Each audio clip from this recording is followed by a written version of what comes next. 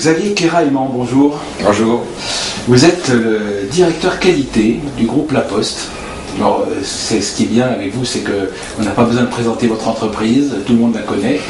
Mais je crois aussi que tout le monde croit la connaître. On la connaît sous différentes formes. Alors j'ai une question qui va vous concerner juste après, mais en deux mots, La Poste, c'est quoi aujourd'hui comme activité, comme vous la définiriez comment? On connaît tous les bureaux de poste, on connaît peut-être un peu moins la partie bancaire, il y a d'autres activités. Alors aujourd'hui c'est un grand groupe en France, ouais. C'est 20 milliards d'euros de chiffre d'affaires, ouais. Et c'est un groupe qui est multimétier, dont la moitié du chiffre d'affaires est encore l'activité courrier, ouais. L'activité on va dire historique, ouais. Il y a une activité colis qui se développe de plus en plus à travers du e-commerce, à travers en particulier Colissimo. D'accord. Vous avez le métier des services financiers qui est devenu la Banque Postale en 2005, oui. En offrant toute la gamme des produits qui se trouvent à l'intérieur des bureaux de poste. Et vous avez les bureaux de poste qui sont à la fois le réseau de distribution des trois premiers métiers, courrier, colis et banque, mais aussi une activité de plus en plus, on va dire, de distribution, avec le lancement de la Poste mobile, qui est aussi une façon pour la Poste de continuer à se réinventer par rapport aux besoins des gens. Très bien. C'est un grand groupe et dans la proximité. Alors ça, je crois que presque tous les Français savent qu'à une époque où l'avenir du monde rural, de la France profonde, est quand même très en question, où on voit la plupart des autres organisations manquer, enfin déserter, repartir, abandonner, on peut, ça dépend comment on connote le jugement. La Poste reste là, en gros. Il y a certainement des évolutions, mais c'est l'entreprise de proximité des Français, c'est celle qui maintient du lien social, etc. Donc il y a tout ça, c'est un service public. Est-ce qu'il y a une partie privée à la Poste? Est-ce que tout est public? Je dirais que c'est une entreprise qui a des missions d'intérêt général, en fait. Oui.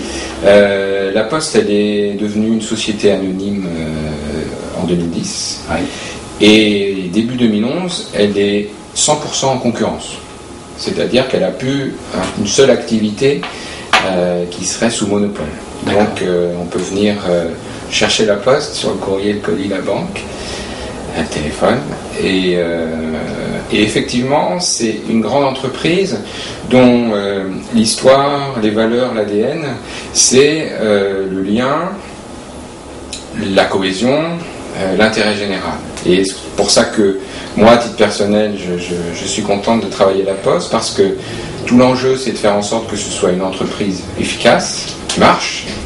Et c'est parce que c'est une entreprise efficace qui marche qu'elle pourra avoir le financement nécessaire pour porter ses missions d'intérêt général qui sont aussi particulièrement importantes et je trouve de plus en plus importantes. C'est-à-dire que ce qui est amusant, c'est que par rapport à l'évolution de la société, voire l'évolution de la France, je trouve que la Poste se trouve désormais vraiment dans une bonne résonance par rapport aux besoins, on va dire, sociétaux, de proximité, de recherche de la confiance dans un monde qui bouge à toute vitesse et de se dire, bon, avec la Poste, je sais qu'ils sont là, je sais que je peux leur demander des choses, et donc tout notre travail, ça va être de faire en sorte qu'on rende bien le service. C'est-à-dire on attend beaucoup de nous, mais on avait pas mal de travail à faire pour rendre de façon efficace le service. Alors avant de revenir à cette espèce de paradoxe qui est intéressant, vous-même, vous êtes un postier historique, vous êtes tombé dedans quand vous étiez petit, ou quel est votre parcours? Moi, je suis rentré à la Poste juste après mes études, juste après mon service militaire. Ouais. Et je suis arrivé dans les services financiers de la Poste, qui était une des activités qui correspondait bien à mes études. Et avec déjà cette idée d'essayer de faire en sorte qu'une activité, on va dire, quelle qu'elle soit, pour le coup financière, soit à la fois dans l'efficacité et dans la raison d'être avec le lien social. Et j'ai eu de la chance parce que peu de temps après mon arrivée est arrivé au niveau des services financiers de la Poste Jacques Lenormand, qui arrivait du Crédit Agricole, Et en fait, il a entièrement réinventé les services financiers avec un bol d'air fantastique et avec toutes les préoccupations, on va dire classiques, mais plutôt en avance sur le marketing, le client, la communication. Et c'est vrai que pour nous, les services financiers de la Poste, sous l'ère de Jacques Lenormand, sont devenus effectivement complètement différents. Ouais, tout le monde s'en souvient, je pense que ça n'avait pas échappé à grand monde, l'énorme impact qu'il avait eu et qui n'avait pas laissé indifférent, effectivement. Alors, c'est assez curieux parce que, alors vous dites, intérêt général, lien social, les bureaux de poste, une espèce de tradition, etc. Donc on se dit, tiens, voilà un rempart contre le capitalisme, les fonds spéculatifs, etc. Et en même temps, vous êtes une banque en concurrence qui se doit d'être performante, qui probablement doit utiliser les armes de ses adversaires. Donc là, est-ce que c'est un grand écart ou est-ce qu'au contraire, c'est une position favorable ? Je crois que la posture de la Banque Postale, on va dire de par ses obligations de respecter les valeurs de la Poste en termes de présence dans la société, de confiance, tout ça fait que la Banque Postale, par définition, va être dans une approche, on va dire, plus moins risquée. Voilà. Et donc, effectivement, pendant un certain nombre d'années, c'était peut-être moins visible parce que, justement, on n'est pas... La gestion est assez rigoureuse et assez peu risquée. C'était même aujourd'hui frileux, quoi. On disait avec la Poste, vous n'avez pas le droit d'avoir un euro de découvert, etc. Voilà. Est-ce que vous êtes sorti de ça ou est-ce que c'est encore un peu vrai ? Alors, tout l'enjeu de la transformation des services financiers de la Poste en une banque, ça a été justement de pouvoir dire, d'abord pour pouvoir nous développer, parce que le fait de ne pas avoir tous les produits faisait que les jeunes en particulier s'en allaient, donc c'était de dire il faut on doit devenir une banque pour pouvoir offrir tous les produits et donc pouvoir reprendre notre chemin de croissance. Mais bien sûr, pour faire ça, sans renier ce que nous étions. Et donc, il y a eu, au-delà de tout ce travail de réorganisation pour créer une banque en France, justement, un travail pour expliquer à l'ensemble des équipes en interne comment aussi évoluer. C'est-à-dire, bien entendu, pas passer complètement d'un bord à l'autre, mais d'essayer de faire ce chemin. Voilà. Et alors, aujourd'hui, la baseline de la Banque Postale, c'est...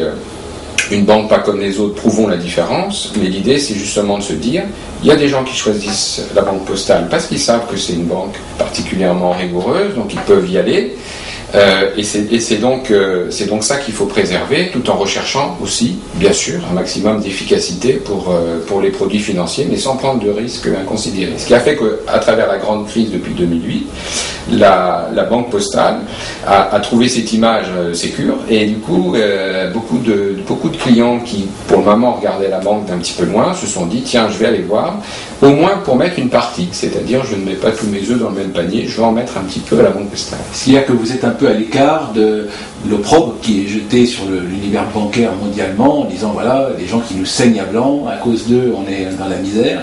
La Banque Postale, c'est une banque différente auquel les gens apportent davantage de crédit, peut-être par effet miroir en quelque sorte. Exactement, et puis depuis toujours on est plutôt positionné comme la banque la moins chère, avec des tarifs vraiment, on va dire, très étudiés.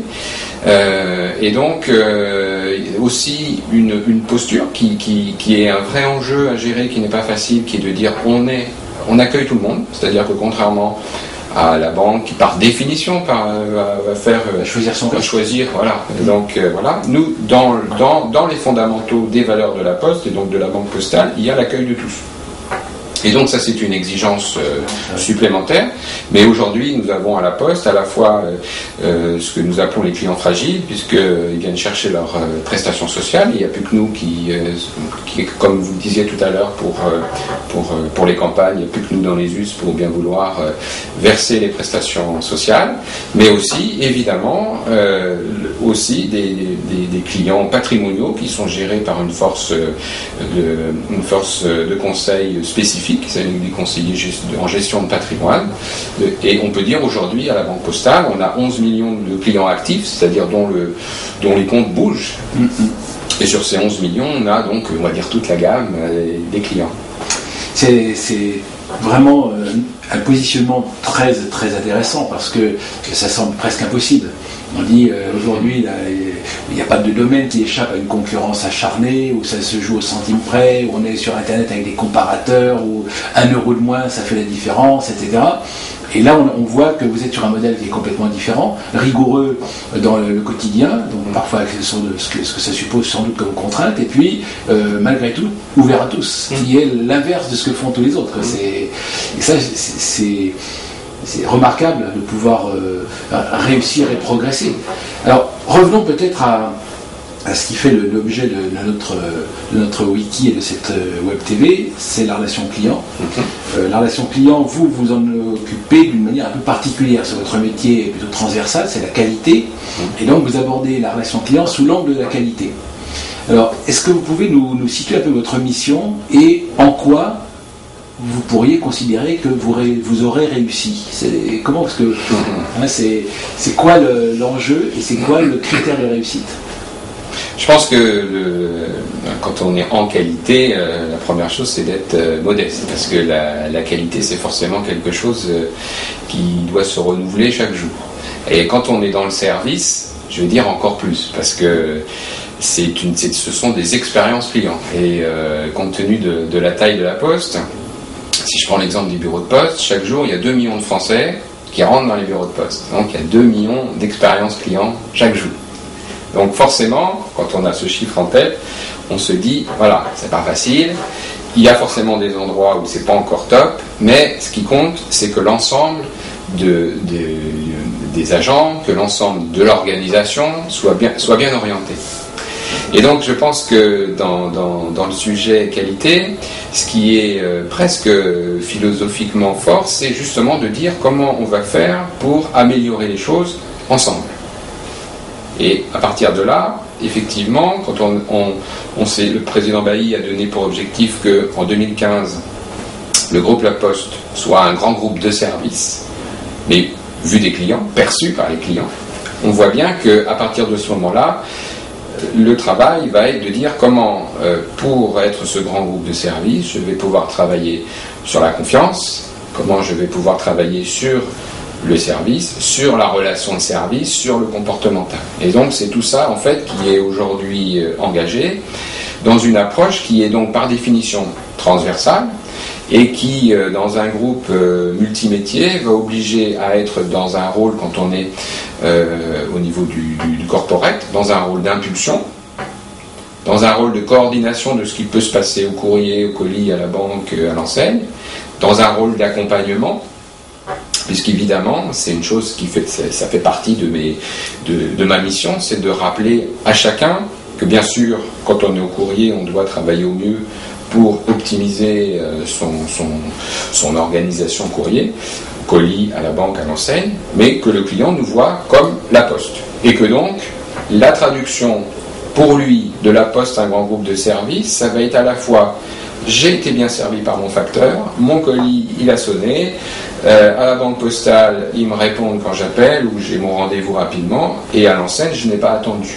C'est ça en fait qui va faire aussi la difficulté, c'est que ça va être la perception globale de tout ça.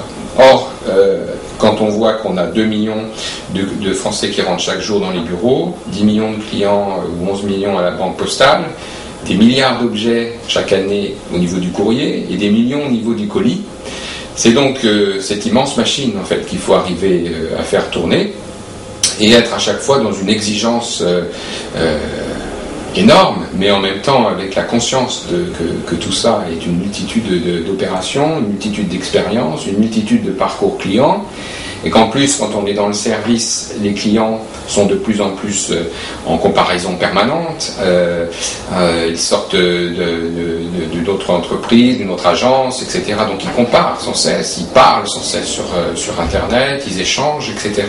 Donc on a en face de nous, en plus, des clients, et c'est normal, particulièrement exigeants. Ce sont les mêmes que les autres clients, que les clients des autres entreprises. Ils sont je pense que le progrès de la qualité moyenne, même si on n'est pas toujours content en tant que consommateur, fait que le niveau d'exigence augmente. Voilà. Alors vous avez en plus 4 activités, enfin 4 raisons avec des objectifs et des perceptions qui doivent être rentrées en cohérence, alors que probablement ce sont presque 4 entreprises différentes, j'imagine, voire davantage. Vous avez des filiales assez nombreuses, des spécialités, vous occupez de micro-paiements, vous occupez de services financiers, de services de gestion de bases de données, de fidélisation, etc. Donc c'est une nébuleuse presque la Poste. C'est une entreprise, une grande entreprise de services. Je crois que ça, c'est pas à démontrer parce qu'en réalité, de fait, c'est ce que vous êtes. Vous êtes un énorme groupe de services. Alors, en plus de ça, est-ce que vous êtes une entreprise française et purement française ou est-ce que vous êtes aussi à l'international? Alors en fait, 15% du chiffre d'affaires aujourd'hui est à l'international et c'est surtout à travers le colis.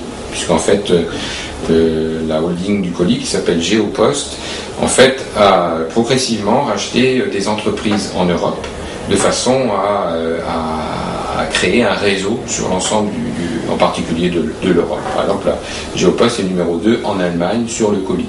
D'accord. Et la partie bancaire va probablement aussi devenir internationale un jour ou l'autre. Et la partie bancaire, pour le moment, elle est essentiellement effectivement sur le territoire français. Je pense qu'il y aura encore quelques années avant qu'on aille vers l'international, sauf à travers des produits spécifiques comme Western Union par exemple, avec qui on travaille. Mais c'est vrai que c'est aujourd'hui l'activité principale de la Banque Postale, c'est plutôt les clients particuliers, même s'il y a une volonté de se développer vers les entreprises et bientôt vers les collectivités territoriales, mais c'est plutôt les particuliers, donc plutôt les particuliers en France. Et c'est vrai que l'un des enjeux de la Banque Postale, c'est que aujourd'hui, les clients de la Banque Postale ont chacun 1, 2 ou 3 produits, alors que dans une autre banque, ils peuvent en avoir 6 ou 7. Et donc, c'est plutôt de se dire comment je crée une relation de longue durée où je vais pouvoir proposer des nouveaux produits pour pouvoir couvrir l'ensemble du cycle de vie de la personne, plutôt que de dire je vais aller en chercher un autre en Italie, par exemple. Oui. Une question qui me vient, donc vous avez un regard de qualité. Je trouve que cette démarche, ça illustre parfaitement ce qui commence à émerger dans ce qui commence à être admis communément. C'est que pour apporter un service de qualité, ça passe par l'amélioration du fonctionnement interne et en particulier du capital humain, l'engagement de tous au service de... Et alors c'est particulièrement vrai chez vous, parce que vous êtes quasiment 100% service, et ça veut dire qu'en même temps vous êtes une entreprise qui est extrêmement au contact de son public, parce que comme vous le disiez, les gens viennent dans vos locaux vous rencontrer pour avoir des services. Ça se passe aussi de plus en plus à distance avec les services bancaires, avec le commerce électronique, donc vous êtes un peu sur tous les fronts. Comment est-ce que, vous avez combien de personnel dans les bureaux de poste? C'est combien de personnes à peu près? Alors la Poste c'est 280 000 personnes, ouais. Le réseau c'est 55 000 ouais. Et il y a 30-35 000 guichetiers. Alors quand on a 35 000 ou 80 000 ou 50 000, qu'on est en dizaines de milliers, et qu'il faut que tout le monde tire dans le même sens, si on veut faire simple, et que les messages qui sont de plus en plus mouvants, parce que tous les jours on est dans un univers qui est très changeant, où la concurrence évolue chaque matin. Comment est-ce qu'on fait pour mobiliser une armée pareille, répartie sur le territoire en plus, qui est pas forcément homogène? J'imagine que vous avez des jeunes, des anciens, des ruraux, des citadins, des urbains, etc. Différents statuts en plus. Ouais. Et alors comment est-ce qu'on fait pour que la qualité soit portée de manière homogène? Parce que la perception de qualité, c'est quelque chose qui est très, très abstrait parfois. Hein. C'est quoi la qualité vue par le consommateur qui est loin d'être unique? Comment vous abordez ça? Alors, d'abord, je pense que la façon d'organiser la Poste en métier, courrier, colis, banque et réseau de distribution, d'enseigne, est une première façon de séparer les choses et à chacun ensuite de faire son maximum. Ouais. Reste que pour chacune des entités, ça fait du monde et ça fait beaucoup d'enjeux. Alors, si je prends l'exemple du réseau des bureaux de poste, l'enseigne, en fait, la façon dont la première chose, c'est déjà de donner du sens, et la deuxième chose, c'est de montrer un engagement plus que tenace et en gros de passer un seul message. C'est, pour prendre l'exemple du bureau de poste, quand on a commencé à y travailler en 2008, c'est la file d'attente. C'est pas autre chose.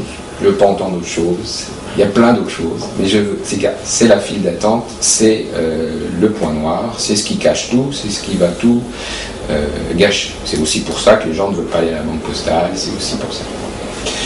Et donc, tout le travail de toute la démarche a consisté à construire avec les patrons des bureaux de poste, avec les guichetiers et avec les clients, la solution. Et de dire, en fait, il n'y a pas de fatalité. Ce que je me suis rendu compte d'une certaine façon, c'est que pour les agents, l'organisation, il ne pouvait pas y en avoir d'autres. Et donc, en fait, le service public, c'est tout le monde pareil. Tout le monde pareil, ça veut dire que quand j'arrive, je prends la file et je serai servi. En plus, je suis dans une posture, justement, où j'ai un certain pouvoir dans la relation. Je suis quand même en souffrance parce que je vois bien que ça se passe pas bien. Ça crée des incivilités, donc ça m'entraîne aussi encore plus à me protéger de ces incivilités. Et donc, le fait d'avoir fait sur un pilote sur des bureaux assez compliqués, avec les patrons des bureaux de poste, avec les clients en table ronde qui disaient directement aux agents, c'est vrai que le soir à Paris c'est pas pratique d'être fermé déjà à 19h, etc., a fait que ce message et à un moment donné, au fur et à mesure du déploiement de la démarche, de se rendre compte que, c'est pour ça qu'il faut être tenace, que les résultats venaient, et donc de se dire non, en fait, il peut y avoir une autre organisation tout en respectant le service public. C'est-à-dire on continue d'accueillir tout le monde, mais on structure mieux. Et alors en fait, ce qui est apparu très vite, c'est que c'était un besoin d'écoute fantastique des clients et de se rendre compte qu'en fait, qu'un client qui vient au bureau de poste, il vient pour des raisons en fait très différentes. Et l'idée a été de dire, je dois tout de suite segmenter les flux entre les opérations dites rapides et les opérations qui sont un petit peu plus longues, par exemple les financières, parce qu'il faut que je monte une pièce d'identité, parce que j'ai plus de choses à montrer pour des raisons de sécurité, y compris pour le client, etc. Et donc, je dois absolument faire cette segmentation des flux. Cette segmentation des flux, je peux la faire que si j'ai quelqu'un à l'entrée du bureau qui va la faire. Bon. Et autant qu'il la fasse bien. C'est-à-dire que le deuxième moment très important dans la démarche a été de dire il faut que ce soit quelqu'un qui aille vers le client avec le sourire pour lui demander en fait qu'est-ce qu'il peut faire pour lui.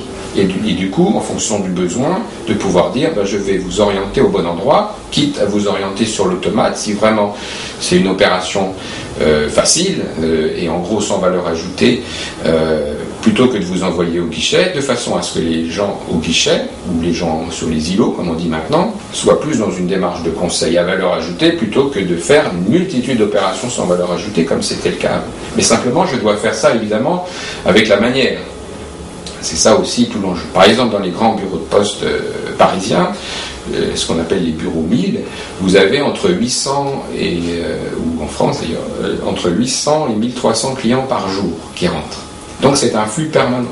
Et donc l'idée, c'est un flux permanent, mais qui n'est pas avec des vagues dans le trafic qui sont très importantes. Donc ça nécessite une présence, ça nécessite d'être particulièrement, d'abord de connaître son bureau, de façon à savoir à quel moment, les sorties d'école, le midi, etc., à quel moment on doit être présent.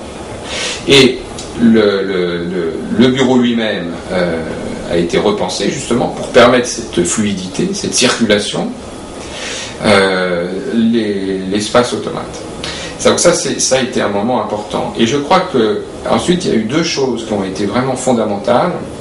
Ça a été de dire, alors c'était une chose qu'on a fait dès le début, c'est de dire aux patrons par exemple des bureaux de poste, de ne pas rentrer par la porte arrière, la porte du personnel, mais de rentrer par la porte des clients et de voir le bureau tel qu'il est vu des clients. Ça a été une première chose. Mais surtout ça a été de faire le parcours client et de définir pour chacune des étapes importantes pour le client dans son parcours, au moment où il rentre dans le bureau de poste, qu'est-ce que chacun dans le bureau doit faire C'est-à-dire, en fait, de dire, voilà, je dois avoir un standard de service sur l'aspect de mon bureau, sur sa propreté, un standard de service sur le fonctionnement des automates. Surtout, je dois avoir un standard de service sur l'attitude, alors qu'on appelle le BRASMA, ça existait déjà du temps de Jacques Lenormand, je m'en souviens très bien. Mais en tout cas, d'amener ce bonjour, ce regard, cette attention, ce sourire, merci et le à bientôt. Et puis surtout de mesurer la rapidité d'accès au service. Voilà. Donc pour chaque moment important pour le client dans le bureau, normalement aujourd'hui, on a le standard, même maintenant pour prendre un rendez-vous avec son conseiller, on a un standard de service. Et ce sujet-là des standards de service n'a de sens que si je peux mesurer où j'en suis par rapport à un objectif que je me donne, où j'en suis dans mon bureau. C'est pas les bureaux en France, moi dans mon bureau, où j'en suis. Et donc ça a été un engagement pour le coup financier fort du métier de l'enseigne, c'est de prendre des visites, c'est de demander à des visiteurs mystères d'une société extérieure, de la Poste, de venir en bureau. Donc en fait, aujourd'hui, un visiteur mystère vient 3 fois par mois dans les 2000 plus gros bureaux de poste de France, sur 10 mois, donc ça fait 60 000 visites à la fin d'année. Et ce visiteur mystère a en gros la feuille des standards de service. Et il peut dire, j'étais accueilli, oui, non, j'ai attendu combien de minutes, et les automates font pas. Et donc,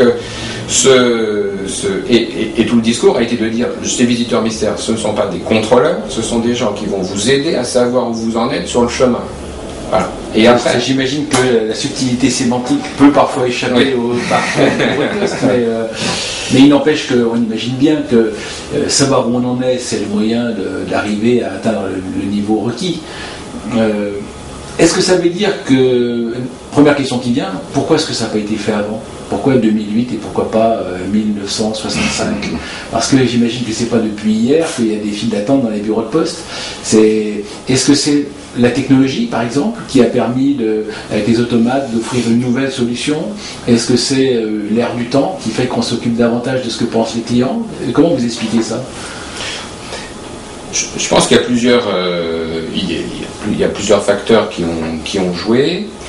Il y avait eu plusieurs tentatives, mais bon, ça n'avait pas donné tous ses fruits. Je pense que le fait d'avoir travaillé sous forme d'un pilote que j'avais appelé Contre toute attente, directement avec les patrons des bureaux de poste, directement avec les guichetiers, alors maintenant on dit en co-création, mais en fait c'est vraiment ça l'idée, c'est de dire c'est venu des gens eux-mêmes. Vous savez mieux que moi ce qui se passe dans le bureau de poste. Vous le vivez. D'ailleurs vous le vivez pas bien. On va regarder ensemble, on va écouter les clients, on va écouter les associations de consommateurs, on va faire des qualis, on va voir le médiateur. Et sur la base de tout ça, on va essayer de comprendre ce qui se passe. Et je pense que l'acte fort, ça a été cette idée de segmentation, cette idée d'accueil, et puis ensuite un engagement fort, et là vous avez raison, sur immobilier, repenser le bureau, financier sur les automates. Voilà. Et c'est un ensemble de choses. Par exemple, une autre façon d'aborder le problème, c'est que, par exemple, et ça traduit bien cette idée du service, c'est que nous avions, par exemple, un client réclamant qui, autrefois, devait venir en bureau de poste, faire la queue, arriver au guichet pour dire « j'ai pas reçu mon recommandé ». Avec un peu de chance, il avait oublié pourquoi il réclamait quand il arrivait au bout de la file d'attente. Ça peut avoir des avantages, mais c'est rare. Il avait changé de motif. Il avait retrouvé un autre. Et alors du coup, on avait deux cas. Soit le guichetier dit c'est pas moi, c'est le courrier. Et effectivement, un guichetier ne sait pas où peut être le recommandé. Soit décidant de prendre ce client à bras le corps, partait derrière et essayait d'appeler le monde entier pour trouver une solution. Et du coup, la file d'attente.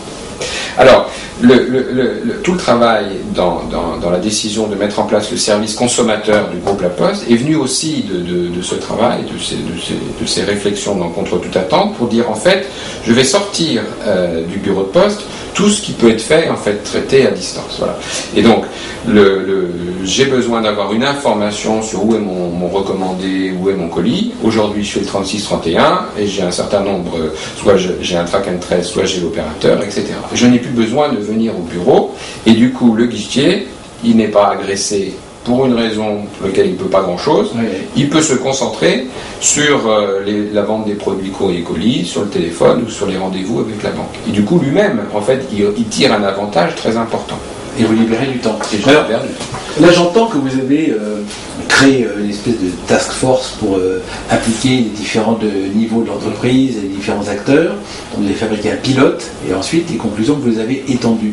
Est-ce qu'il reste dans cette logique que partout en France, il y a une marge de manœuvre? Ou est-ce qu'on applique le modèle une fois qu'il a été défini? Alors,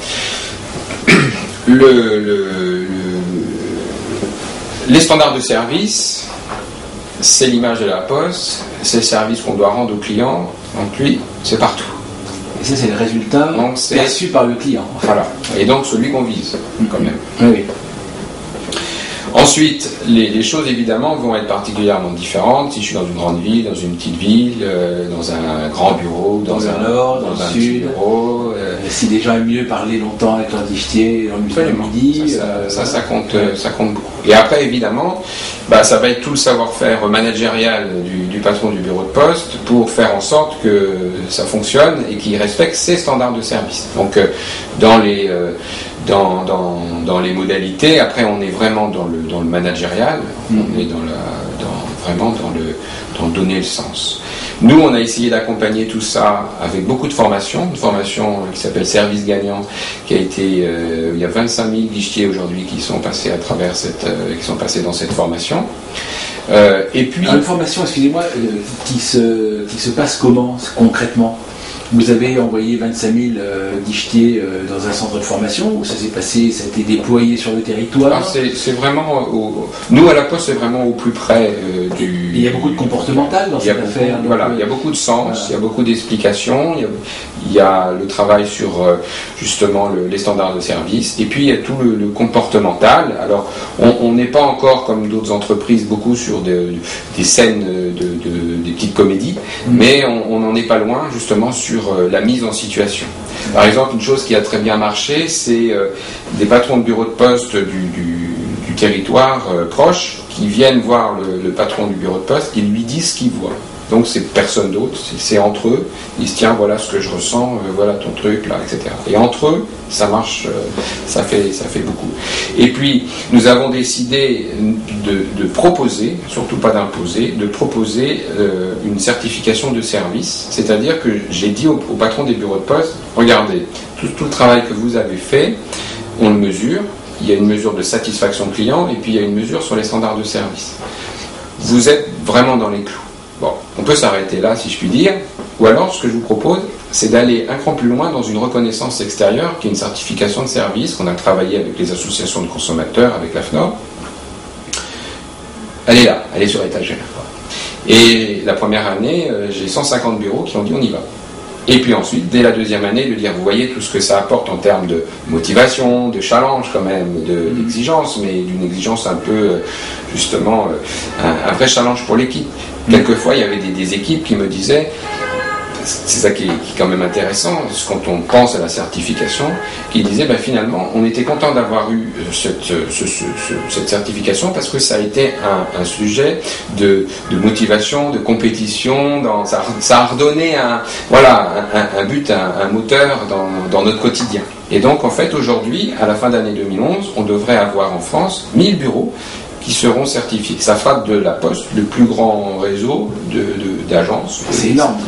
Est-ce que ce regard, il y a un discours sur la certification, nous-mêmes, on est très impliqués dans un label social européen que nous venons de lancer. Donc, est-ce que le regard que vous avez sur une certification qui est un chantier important, qui mobilise, on l'obtient, on est certifié, ou on n'est pas, est-ce que dans la durée, votre regard, est-ce que c'est pas trop de compétition, trop de pression, avec un risque de démobilisation après coup, ou est-ce que, comment vous regardez ça? Est-ce qu'on doit être absolument 100% d'accord avec l'idée qu'il faut certifier, rentrer dans le toujours un peu mieux, toujours plus, etc. Est-ce que c'est ça la qualité? Ou est-ce que c'est de se dire il faut un juste rapport entre l'effort consenti par les salariés et la perception de qualité donnée, rendue par le consommateur? Ou est-ce que vraiment la loi du toujours plus doit s'appliquer aussi dans ce domaine-là? Alors, déjà, on a fait le choix d'une certification de service et non pas d'une certification sur les processus. C'est-à-dire qu'en fait, c'est une certification qui est quand même particulièrement calée sur le fonctionnement quotidien, sur l'application des standards de service. Donc, en fait, si je puis dire, en faisant bien le travail, je suis certifiable. D'accord, ouais. Ça a comme avantage de créer une émulation, et ça a comme avantage d'ancrer une forme de pérennité, puisqu'il faut être certifié, puis après il faut être confirmé, si je peux dire. Et donc, 2 ans ou... Voilà. Ouais. Et donc, ça engage quand même dans un chemin qui est exigeant. Alors après, par rapport à votre question, ça va dépendre où je mets l'objectif pour être certifié. Ouais. C'est-à-dire, aujourd'hui par exemple, au niveau des standards de service, nous avons mis qu'il fallait que 85% des clients qui viennent chercher leur recommandé soient servis en moins de 5 minutes. Voilà. Je pourrais dire, c'est pas assez, et on va le mettre à 90, à 95. C'est un chemin qu'on va faire très progressivement, parce que d'abord on venait de très très loin, et que finalement on se rend compte que quand on est à 85%, les gens les plus pressés, etc., sont bien servis, c'est ce qu'ils veulent. Donc il y a un moment donné où je pense qu'il faut prendre en compte la réalité des bureaux, la réalité des situations des agents, etc. Donc il faut plutôt se donner effectivement un objectif qui est ambitieux, qui est partagé, qui est accepté. C'est vrai que le pire serait de mettre quelque chose d'inatteignable et à un moment donné, on n'y va plus. Donc c'est ça, je pense, qui est important. Et finalement, le meilleur retour, c'est quand même le retour client. C'est en fait ma certification, c'est à un moment dans la démarche, mais ce qui fait que le vrai retour, c'est effectivement les clients qui disent waouh, comme on dit, qui disent ça a vraiment changé, je suis vraiment bien servi, merci. Ce qui est intéressant, c'est de voir que du coup, les agents de la Poste qui sont en bureau de poste, du coup, comme ils sont en salle, du coup, comme il y a des sourires, sont aussi eux-mêmes plus à l'aise, font plus attention à eux. Et donc, on a vraiment, on voit ça dans les livres, les cercles vicieux, les cercles vertueux. Mais pour moi, je crois beaucoup à ça. C'est-à-dire que de voir comment ça s'est construit, les gens ont acheté en interne en voyant que ça marchait bien, que finalement le boulot était plus intéressant comme ça, plus agréable. Une guichetière qui me disait Monsieur Kéra, je vous en ai beaucoup voulu quand vous nous avez demandé le samedi que les bureaux de Paris ne ferment plus à midi mais à 13h. Mais c'est vrai que je rentrais chez moi avec des palpitations parce que je devais fermer la porte sur les gens. Bon. Aujourd'hui, je la ferme à 13h, j'ai plus de problème, et puis je rentre chez moi mieux. Ouais, ça, c'est une belle petite histoire qui m'a frappé et qui montre que, voilà, il y a ce moment de conviction, il faut vraiment bien expliquer. On a eu en plus on a beaucoup expliqué, mais on n'a pas eu de blocage au niveau des organisations syndicales. On a vraiment expliqué que finalement, vous voyez, tout le monde, c'est gagnant-gagnant. C'est gagnant pour les clients, c'est gagnant pour les agents du bureau. On est très présent quand même parce que c'est forcément plus fatigant d'être toute la journée debout que assis. Et donc, il y a ce regard en permanence. Et alors, vous, comme tous les autres, vous avez vu et vous êtes peut-être plus adapté que les autres à l'émergence du commerce électronique et avec un des grands facteurs de qualité justement qui est la logistique. Et dans ce domaine-là, vous avez une énorme longueur d'avance puisque de très nombreux de vos confrères ont un peu jeté l'éponge et ils se sont dit aller porter jusqu'au dernier mètre un colis qui vaut 50 €, c'est hors de portée, on n'y arrivera pas. Et là, votre densité, votre organisation a joué pour vous peut-être, et puis en même temps votre volontarisme, puisque vous êtes l'acteur de référence en matière de livraison de colis. Et ça, comment ça a été vécu et comment c'est encore vécu? C'est quoi les challenges qui vous attendent? Parce qu'on voit qu'il y a une croissance du commerce électronique de l'ordre de 25 à 30% par an, alors que le commerce global, lui, régresse plutôt, puisqu'on perd 2 points de consommation par an à peu près pour l'instant. Ça veut dire qu'il y a une vraie bascule. De plus en plus d'achats se font sur Internet, avec 2 facteurs, c'est le paiement en ligne, dans lequel vous êtes concerné aussi, et la livraison de la logistique, les 2 facteurs d'efficacité. Ça change quoi pour vous? Parce que vous allez devenir une entreprise complètement différente si la moitié parce que pour l'instant ça croît de 30% par an, mais ça pèse 5% du total. Quand ça pèsera éventuellement 50% du total, comment vous voyez les choses? C'est pour ça que je crois beaucoup dans le développement du groupe La Poste. C'est-à-dire que aujourd'hui, La Poste est particulièrement impactée par la baisse du courrier, par la dématérialisation en particulier. Et donc, tout le travail, justement, c'est de dire, bon, en plus, à partir du moment où on a dans notre mission de passer sur le territoire, il faut qu'on réinvente le courrier, pour le coup, qu'on réinvente le métier du facteur. Et donc, il y a beaucoup d'expérience aujourd'hui pour dire, voilà, on a un acteur du dernier kilomètre, il y a quelqu'un qui va à la rencontre de tous les Français. Qu'est-ce qu'il pourrait faire, au-delà du courrier, d'apporter des médicaments, de changer ou de mettre en place la box, de relever les compteurs d'eau, les compteurs. Ça, c'est plus le métier courrier, mais sur lequel votre question s'applique aussi, qui consiste à dire comment je vais utiliser cet actif fantastique d'un acteur de confiance tous les jours chez les gens. Et sur la partie colis, qui se développe beaucoup, on a en effet tout ce sujet de la logistique urbaine, mais aussi du coup du véhicule électrique, aussi de la façon du vélo. C'est quand même les rois du vélo. C'est les rois du vélo. De faire en sorte que que cette gestion du dernier kilomètre, avec toutes les problématiques du développement responsable, soit aussi complètement intégrée. Et tout l'enjeu pour les acteurs du colis, c'est de réussir en fait le 100% livraison. Aujourd'hui, on est à 85, 87, 88%. Alors, derrière ça, qu'est-ce que demandent les clients? Il y a des clients qui ne demandent pas à ce qu'on leur livre chez eux. Il y en a qui veulent, par exemple, sur le lieu de travail, ou même, compte tenu de tout le progrès qu'il y a dans les bureaux de poste, de dire je passe à mon bureau à 7h30 en rentrant ce soir, c'est pas un problème. Donc, il faut... Mais l'objectif qu'on se donne, c'est qu'à chaque fois que le client le souhaite, on puisse lui livrer son colis chez lui. Et donc c'est là l'enjeu pour La Poste, c'est de continuer à travailler la qualité de service, on va dire de bout en bout, et de pouvoir faire en sorte que n'arrive plus, comme ça arrive toujours encore parfois, qu'on laisse un avis de passage et qu'on ne sonne pas, qu'on monte pas, on laisse un avis de passage en disant voilà le colis il est ici, en fait il est là, etc. Donc c'est plutôt sur ces points-là sur lesquels il faut continuer. Et dans le commerce électronique, la partie tracking est un point important, savoir où ça en est, de manière précise, actualisée, facile d'accès. Et donc là, il y a toute une partie sur la mobilité, accéder depuis un smartphone quand je suis ailleurs qu'à mon domicile, savoir où ça en est, pouvoir accéder à donc, des applicatifs, à pouvoir charger éventuellement.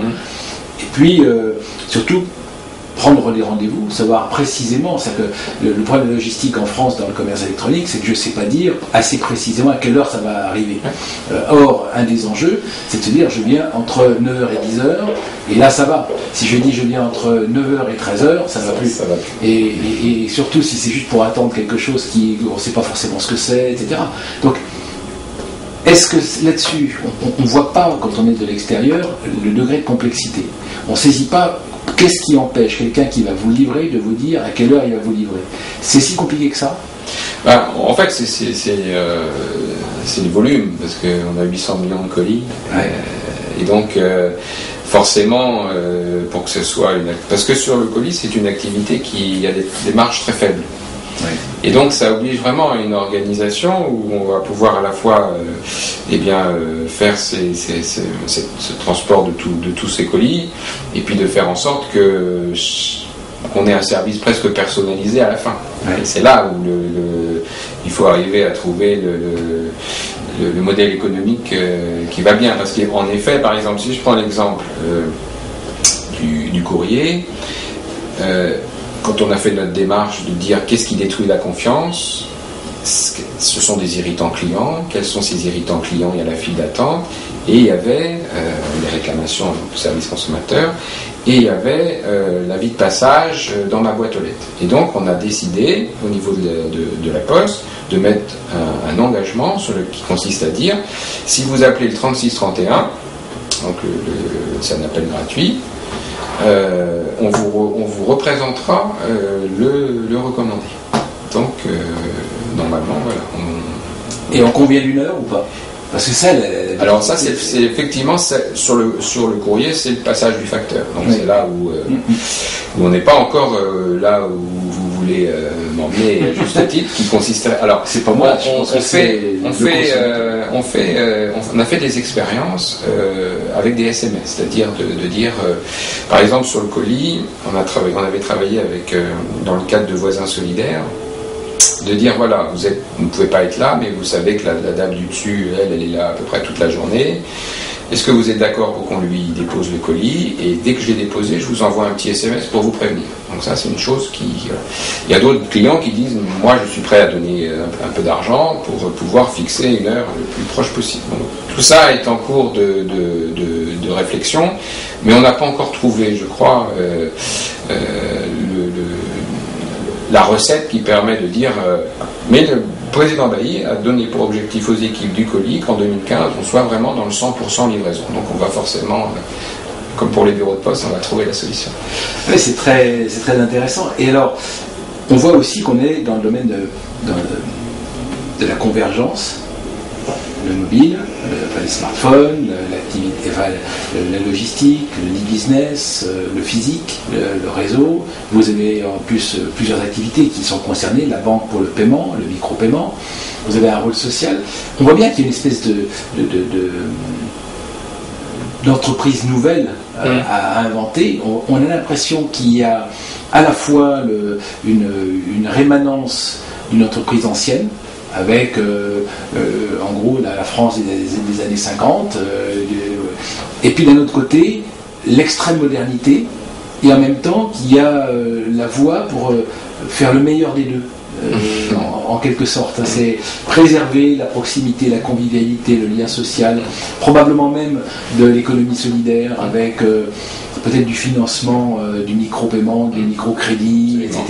On voit bien que la Poste serait probablement l'acteur idéal pour réussir ça, être le partenaire des acteurs qui s'engageraient dans cette voie, et puis en même temps, sans que ça soit antinomique, une fois encore, profiter du fait que c'est probablement profitable, potentiellement, et donc ça bénéficierait au service rendu de manière globale, quoi. C'est un bon résumé de l'enjeu pour nous, ça. Oui. Et on a l'impression que malgré tout ça se fait sur fond de recherche d'efficacité, de rationalisation. On entend les grèves des facteurs qui trouvent qu'ils ne sont pas assez nombreux, etc.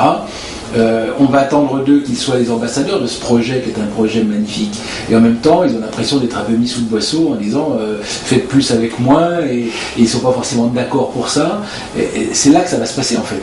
Ça va se passer dans le fait de renverser la tendance au niveau des agents et des gens qui sont concernés, des acteurs eux-mêmes, pour qu'ils jouent le jeu, même si c'est pas un jeu pour eux, que c'est leur vie quotidienne, c'est leurs moyens, leurs revenus, leur fatigue, etc.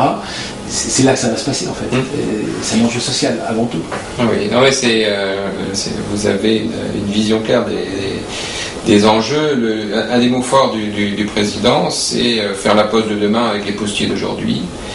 Et pourquoi, au-delà de plein de choses, on dit ça, c'est que on travaille la confiance, et c'est parce qu'on a confiance dans l'évolution de la Poste et dans ce que la Poste va faire dans le cadre de son modèle social, qui consiste à dire il n'y a pas de licenciement. Par contre, je dois travailler à l'employabilité des agents, puisque forcément les choses bougent. Oui. Par exemple, une des belles réussites, c'est qu'aujourd'hui, sur les plateaux téléphoniques du courrier, ce sont d'anciens agents des centres de tri la nuit. Et donc ils ont été formés et ils ont trouvé une nouvelle carrière. Ça se passe bien.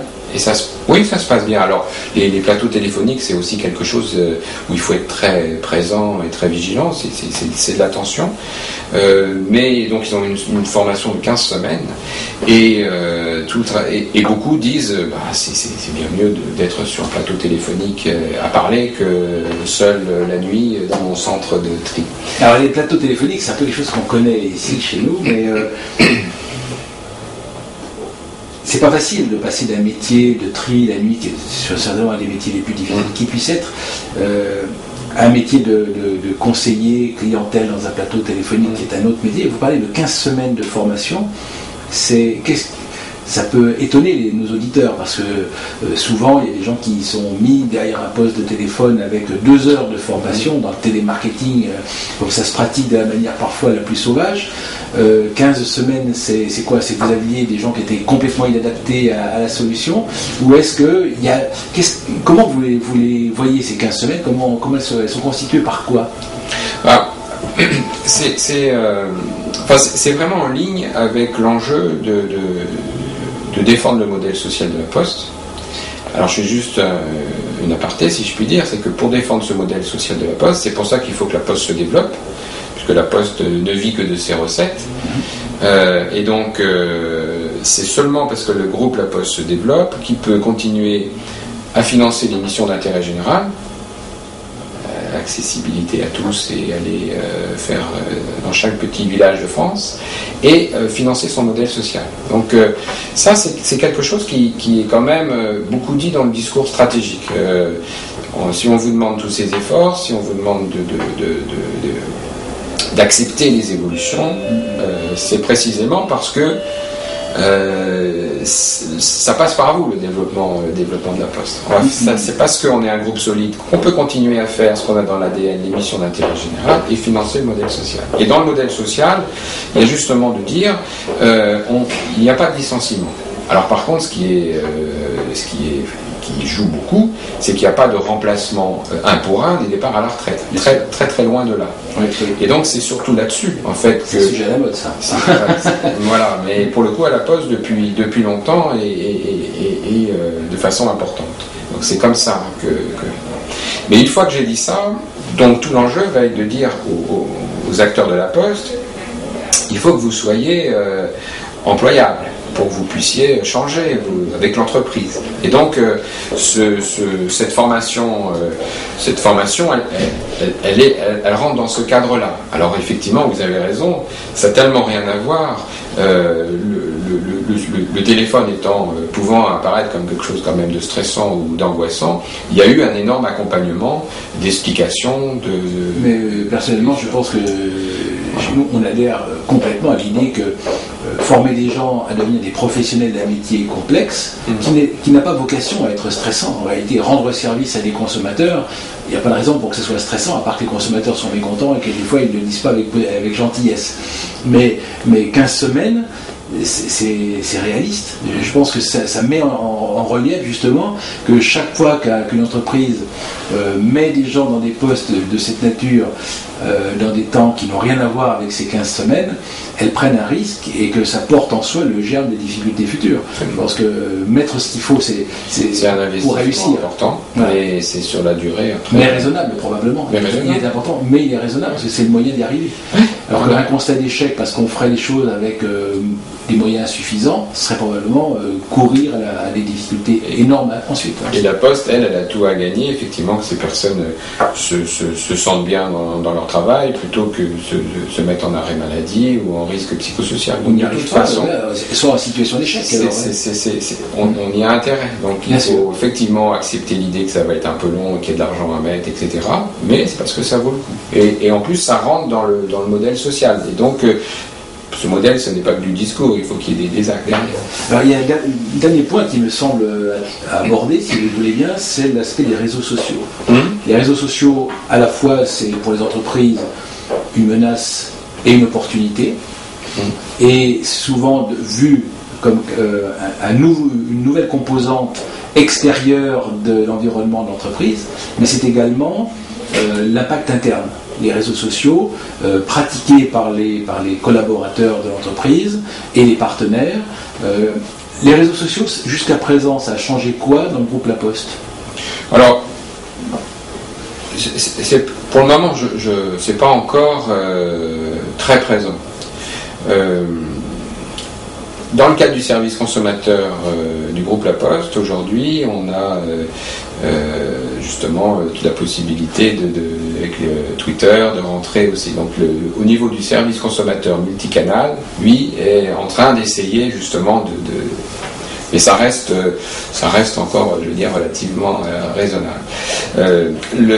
On a au niveau de la direction de la communication quelqu'un qui va sur les réseaux sociaux pour voir aussi comment on parle de La Poste et puis pour pouvoir répondre, pour pouvoir le célèbre community manager. Voilà, exactement. Et en interne,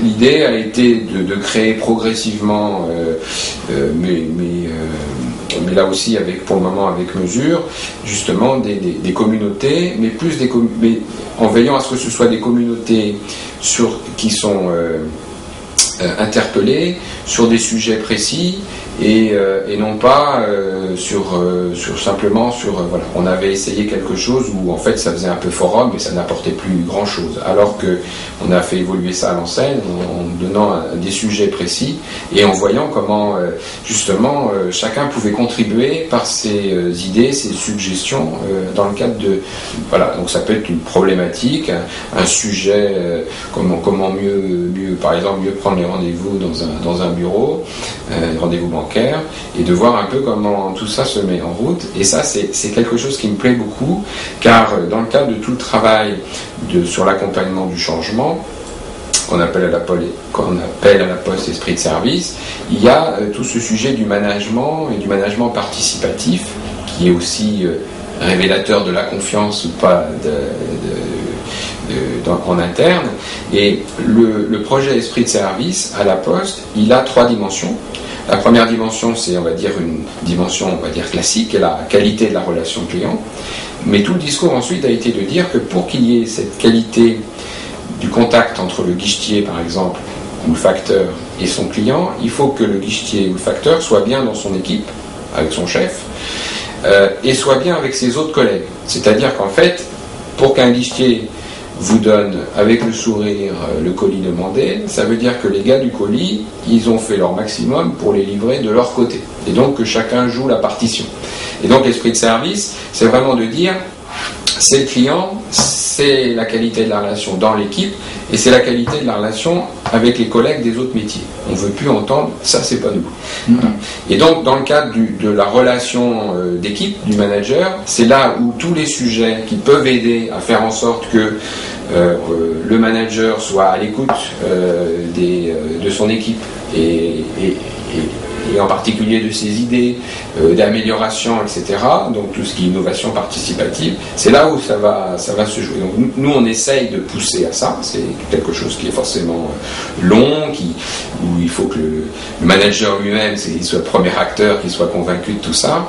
Et donc en mettant à disposition des outils collaboratifs à l'intérieur de la Poste, avec une vraie maîtrise et une mesure de tout ça, on pense que voilà, ça va aider à travailler la transversalité, à partager les meilleures pratiques, d'éviter au maximum le travail en silo, mais de se dire en fait, pour reprendre ce qu'on disait au début, le client nous voit comme un tout, la Poste, donc il faut que tout le monde sur la chaîne du service joue sa partition en transversal. Et donc il n'y a pas juste un petit bout du courrier qui envoie le mailing, un petit bout du colis qui va transporter le colis, un petit bout de la banque qui va permettre de payer, etc. Il faut qu'on ait cette chaîne du service global.